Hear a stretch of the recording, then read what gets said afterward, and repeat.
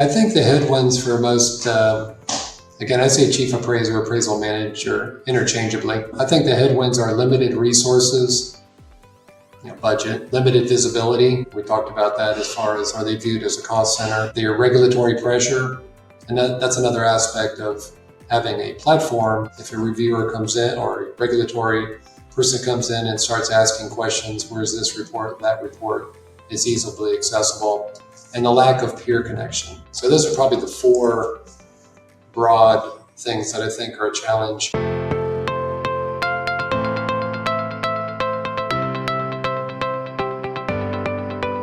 Hi everybody, and welcome to another episode of Banking Matters. I'm your host, Linsey Hugueley, and joining me today is Jeff Hicks. Jeff is the co-founder and COO of RealWired, one of the driving forces behind Uconnect, an appraisal workflow and vendor management platform serving financial institutions across the United States. Jeff brings decades of experience in commercial real estate valuation and financial technology.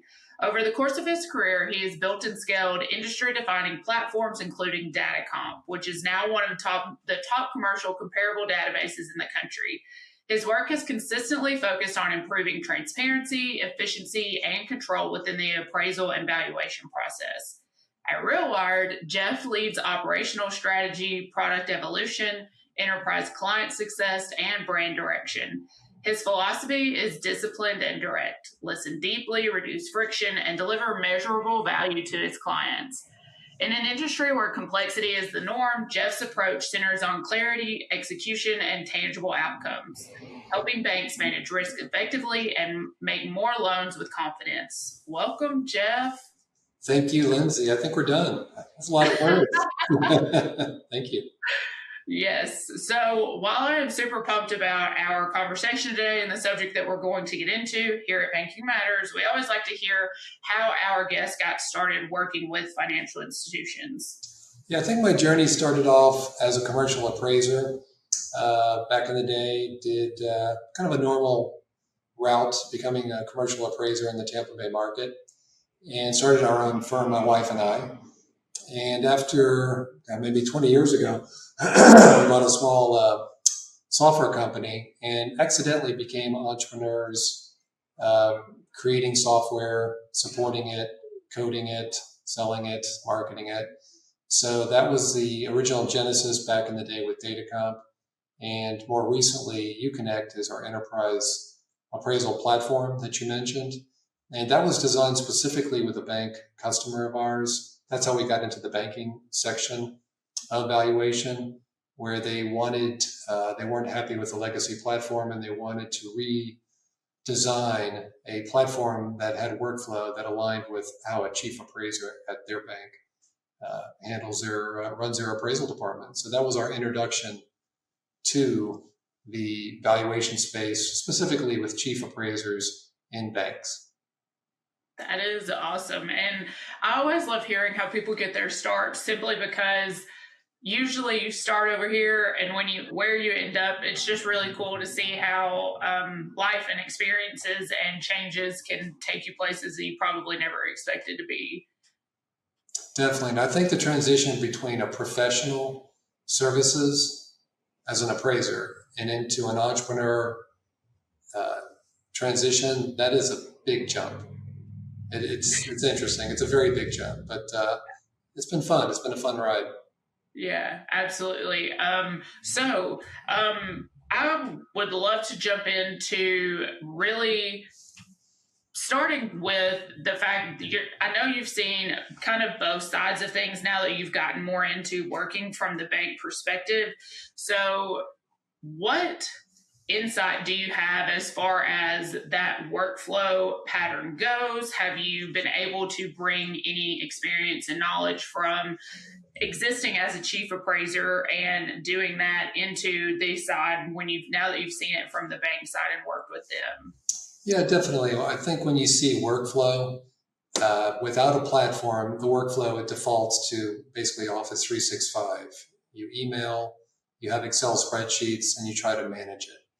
And I think it's not really based on bank asset size, but it's a number of real estate loans. We do commercial and residential. We primarily designed for commercial, but many of our banks use it for residential as well. But typically, I would say maybe you're 40, 50 deals a month. And that's where the wheels of workflow, trying to use Office 365, they just kind of come off. If you miss a few deals, your RM is going to be not so happy when you ask, where's that appraisal? And it was ordered 3 weeks ago, but it fell through the cracks because there wasn't a dashboard to see all the work in progress.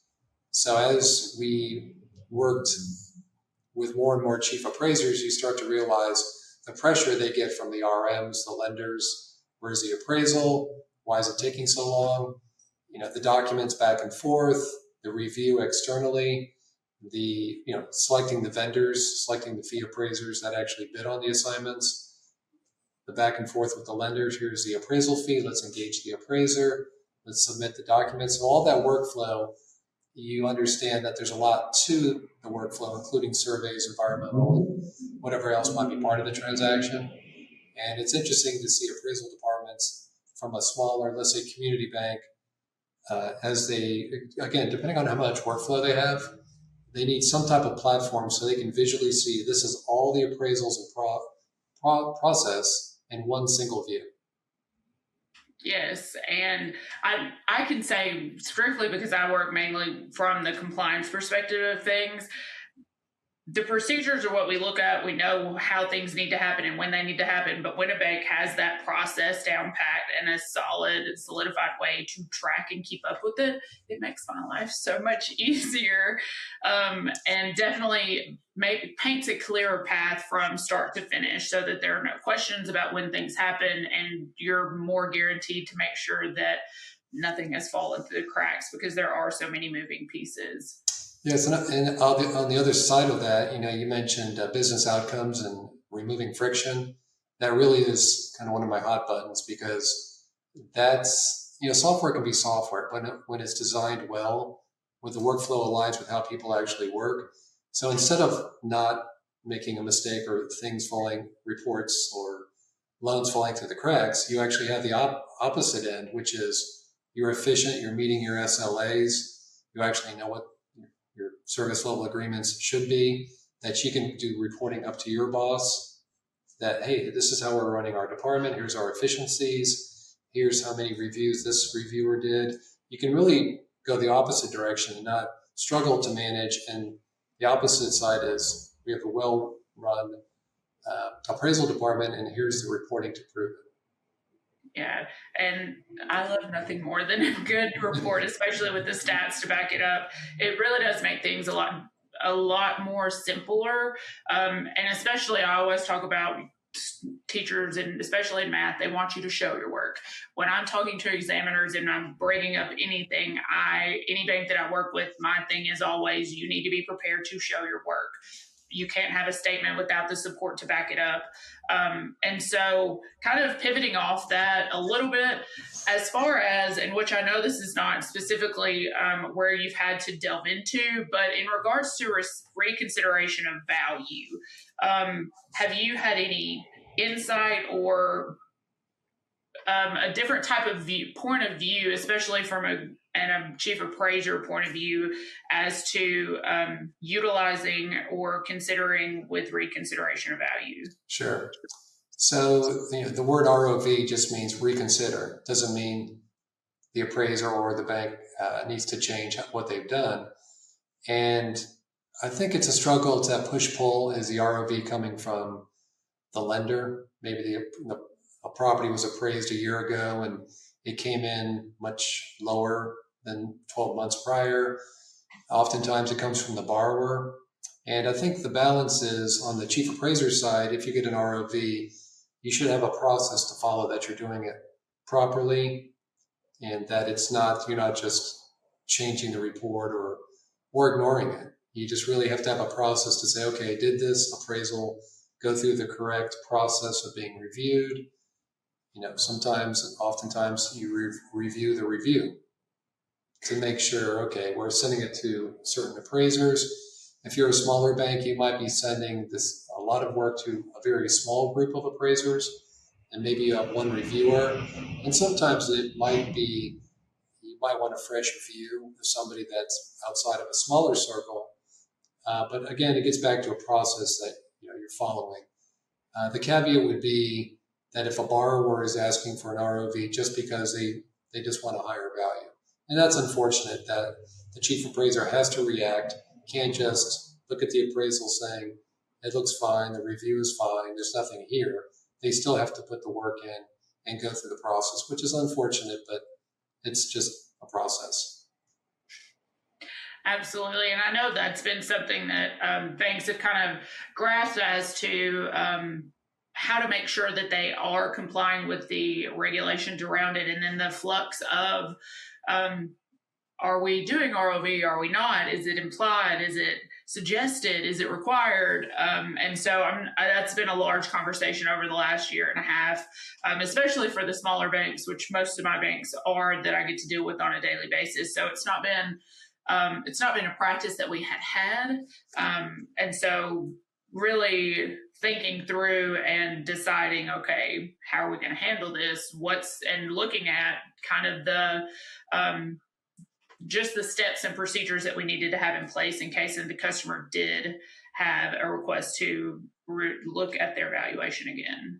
And I also think it gets back to the review, not necessarily the ROV, but just the initial review. And for smaller banks, they may outsource the review. It may be somebody internally that's reviewing the reports that may or may not be an appraiser. It could be the C-suite. I worked with a bank where the president actually reviewed the appraisals just because each loan was important to them, especially if it's a sizable loan, where it can be a common sense type of analysis, going through the appraisal saying, okay, I'm not maybe a licensed appraiser, but I have these questions. These concepts seem inconsistent, or I see some typos, or walk me through these issues. Absolutely. And so how often do you see banks, after they do that internal review, if they have noted some of those deficiencies that you just rattled off, like how common is it as a chief appraiser to get those questions back? Do you value that open line of communication in regards to the work that has been done? I don't have stats to say of ROVs how many end up with a value change. Mm-hmm. I think the majority would be nothing changes because, again, they vet their appraisers and very specifically on competency geographically and competency on property type. And if they have good reviewers, typically there's not going to be much of a disconnect. Is there an issue? It's typically going to be caught by the reviewers. And if there's any revisions, what's in the bank's files, it should be pretty solid consistently. It really should be. Awesome. And so I know that you are involved with the not-for-profit that works with banks. Do you want to jump in and kind of tell us about that? Sure. So since chief appraisers are our clients with our appraisal platform, which is called UConnect, we decided that, or we saw an opportunity of an absence of education specifically for chief appraisers. There's other organizations, but about 3 years ago, we decided to create FIBA, Financial Institution Valuation Advisors. The acronym is FIBA, and the website's fiba1.com. That really, it was designed for education, peer connection, and leadership development, because oftentimes there's not a room for appraiser-specific education. There is, again, other organizations, but we're not necessarily trying to compete with anybody else. We thought we'd take a fresh look at chief appraisers that they have a lot of responsibility and they often don't get kudos. So we start off with each of our meetings talking about the first word we use is elevate, because chief appraisers are important. If they're in a smaller bank, maybe you call them appraisal managers. But if you consider the dollar amount of commercial real estate or real estate in general in the U.S., it's massive. So to have a appraisal manager, I do think that department does need some elevation. Again, they are often viewed as a cost center, but I think they can be run as efficient, meeting their SLAs, addressing the risk management of a bank. So it's not necessarily the platform that just allows them to do their job better and better. But I really think there was a void in the marketplace of elevating chief appraisers and giving them a safe place to learn new things. For some reason, I'm the default education chair. I'm not sure how that happened. But I like to sneak in some leadership training.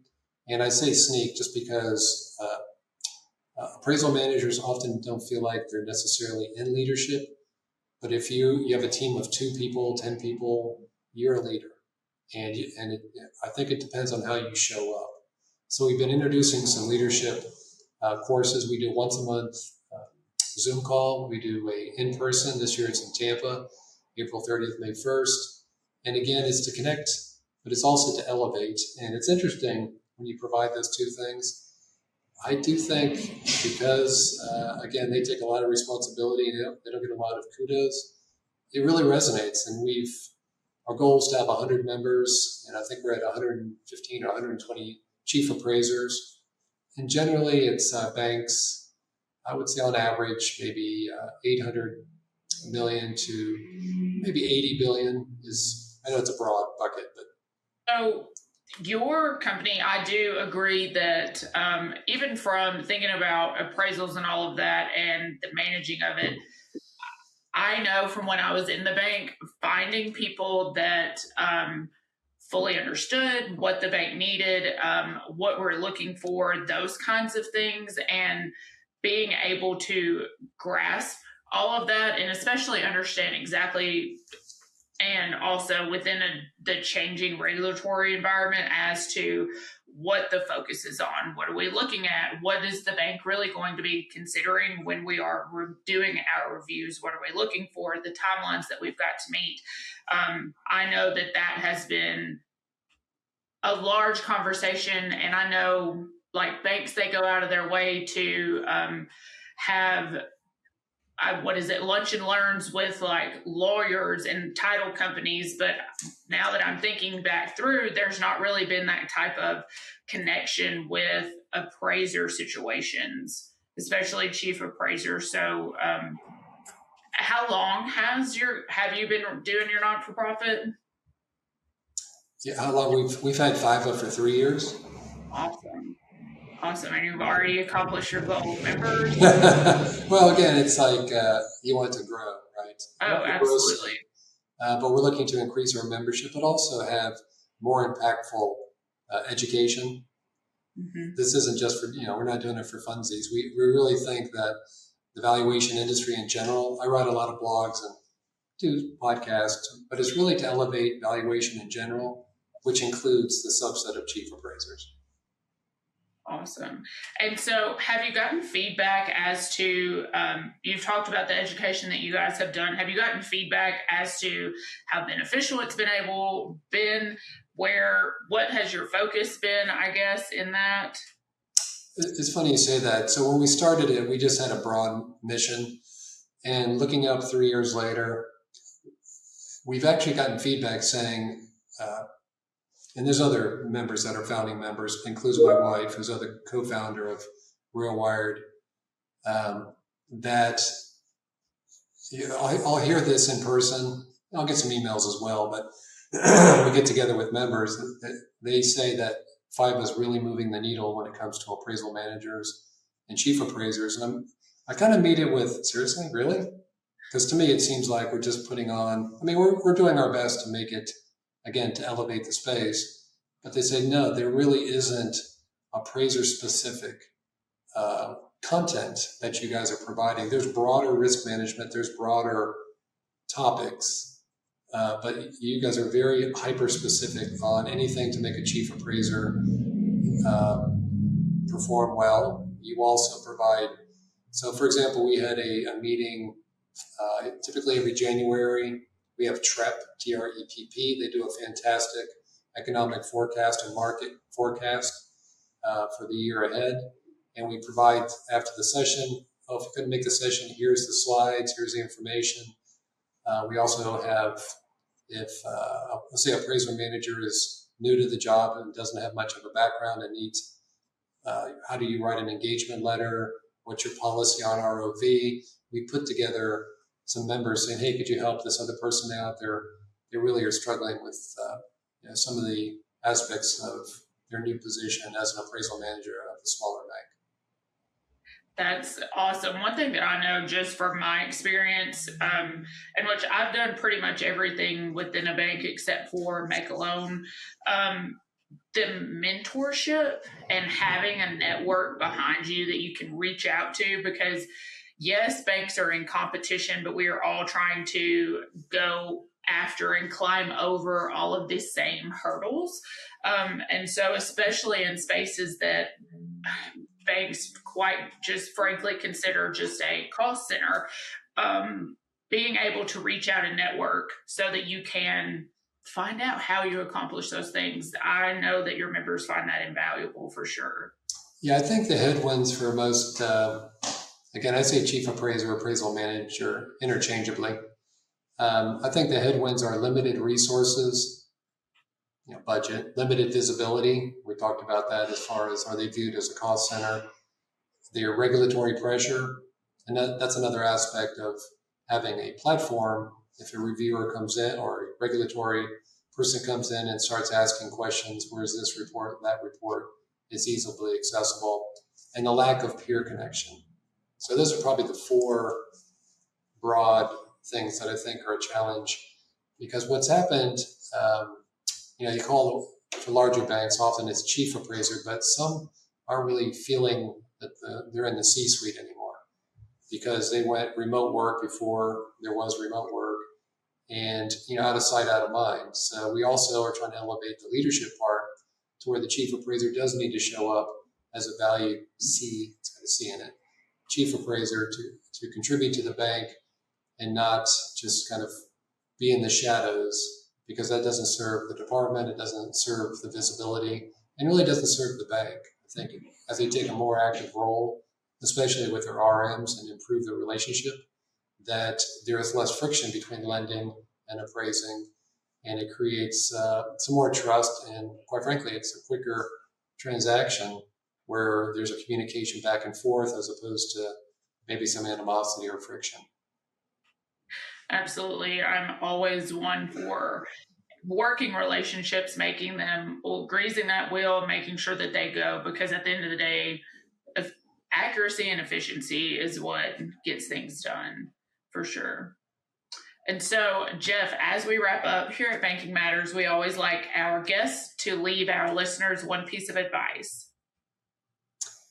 The thing that's always on my mind is AI, and not as it relates to just AI in a general sense. I think everybody's job is secure as far as FTEs, if you're talking about appraisers or reviewers.